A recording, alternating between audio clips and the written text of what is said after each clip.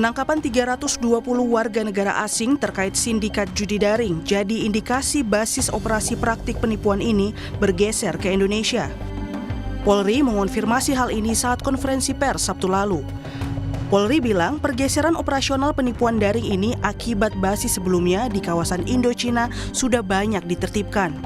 Daerah Indochina, khususnya Myanmar, Kamboja, Laos, Vietnam, yang selama ini menjadi basis-basis dari perekrutan dan aktivitas tindak pidana daring yang sasaran korbannya transnasional, sasaran korbannya selalu warga negara asing.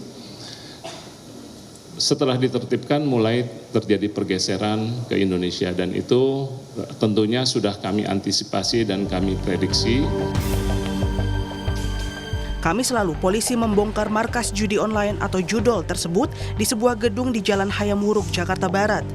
320 orang ditangkap, diantaranya 228 warga negara Vietnam, 57 warga negara Tiongkok, serta sisanya berasal dari Myanmar, Laos, Thailand, Malaysia, Kamboja, dan seorang warga negara Indonesia.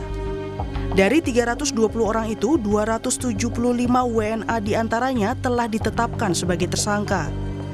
Polisi masih mengusut peran pelaku, sementara satu WNI yang ikut ditangkap adalah warga Jakarta mantan bekerja di Kamboja. Setelah kita lakukan pemeriksaan kemarin ternyata ada satu orang WNI, yaitu warga di Jakarta sini, tapi yang bersangkutan adalah mantan ataupun pernah bekerja di Kamboja. Jadi datang sini juga bekerja di sini lagi. 320. Nanti akan kita dalami lebih lanjut ya Mas, karena ini kan kita masih konsentrasi, ini jumlahnya juga banyak karena 320.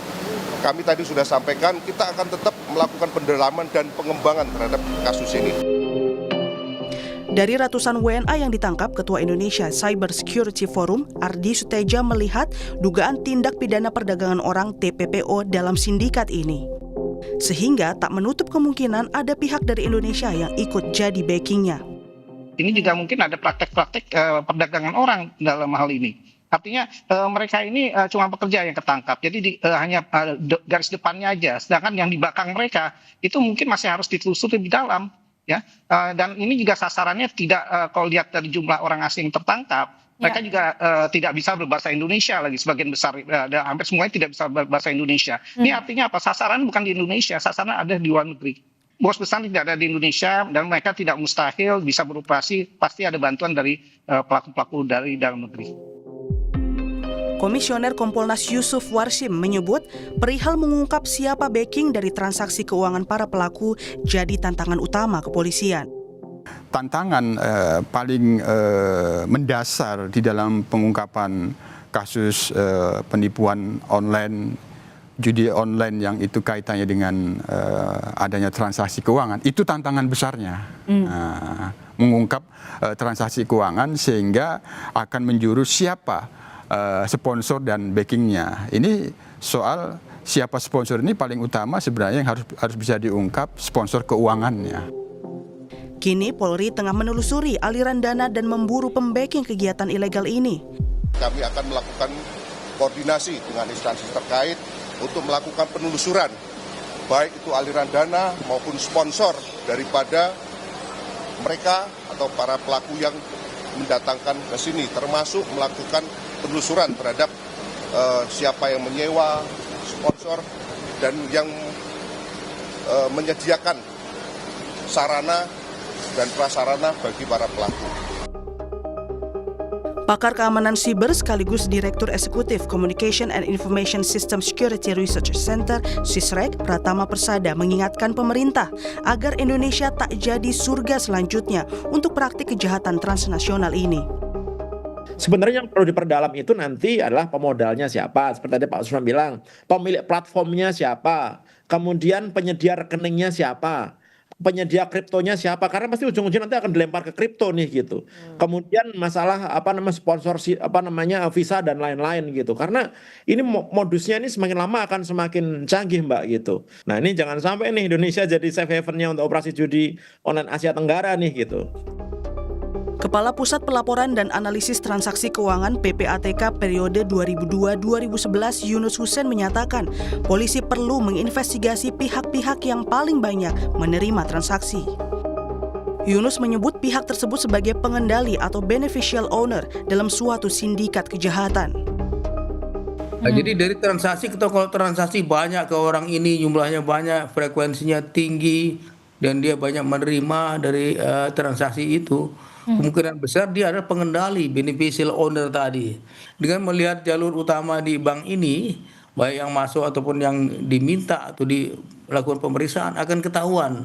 Nah, informasi awal dari kepolisian siapa-siapa mereka itu perlu diberikan ke PPATK biar dicari transaksi orang-orang ini gitu, sehingga udah lebih fokus jadinya, lebih fokus karena jumlahnya begitu besar ya.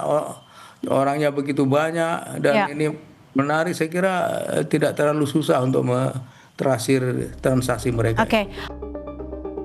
Polisi menyita sejumlah barang bukti seperti berangkas, mata uang dari berbagai negara, paspor, ponsel, laptop, dan komputer. Polisi pun menemukan 75 situs judol yang dikelola oleh para pelaku.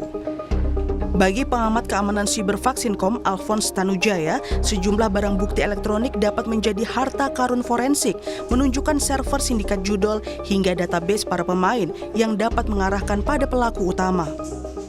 Dengan penangkapan ini saya sangat apresiasi, sangat menarik. Ada harta karun forensik yang bisa dimanfaatkan asalkan pihak kepolisian men-treat crime scene-nya dengan benar. 321 komputer itu dan server itu menyimpan sidik jari forensik. Jangan sampai dikacaukan, minta ahli forensik untuk mengidentifikasi, itu banyak yang bisa didapat. Satu, dapat server sebenarnya IP-nya ada di mana. Yang kedua, bisa dapat pemainnya siapa aja kalau database-nya berhasil dibobol. Itu pasti bisa dibobol, operator tangkap, buka database-nya. Yang ketiga, kalau ada uangnya yang tadi ya kan, kripto atau apa, di komputer itu diaksesnya, tinggal dibuka, diambil uangnya gitu. Lalu banyak data-data lain, apakah itu servernya, pengelola siapa, itu tolonglah, itu 321 komputer sangat berharga dan beberapa server yang ada di sana itu menyimpan informasi sangat berharga. Kini polisi menitipkan 320 pelaku WNA yang terdiri dari 228 laki-laki dan 96 perempuan di rumah detensi imigrasi. Kasubdit Pengawasan Keimigrasian Arif Eka Rianto bilang, para pelaku judi online diduga telah melanggar aturan keimigrasian. Pihak imigrasi juga menginvestigasi siapa sponsor dan penjamin yang memfasilitasi ratusan WNA ini tinggal di Indonesia selama sekitar 2 bulan. Kami juga akan melakukan pendalaman terhadap terduga tersangka terhadap pelanggaran keimigrasian dan tindak pidana keimigrasian. Kami juga akan melakukan penelusuran terkait dengan sponsor, penjamin warga negara asing ini untuk berada di Indonesia. Pengungkapan sindikat penipuan judi online ini sekali lagi jadi alarm keras bagi penegak hukum untuk meningkatkan sistem keamanan dan pengawasan pintu masuk Indonesia. Tim Liputan Kompas TV.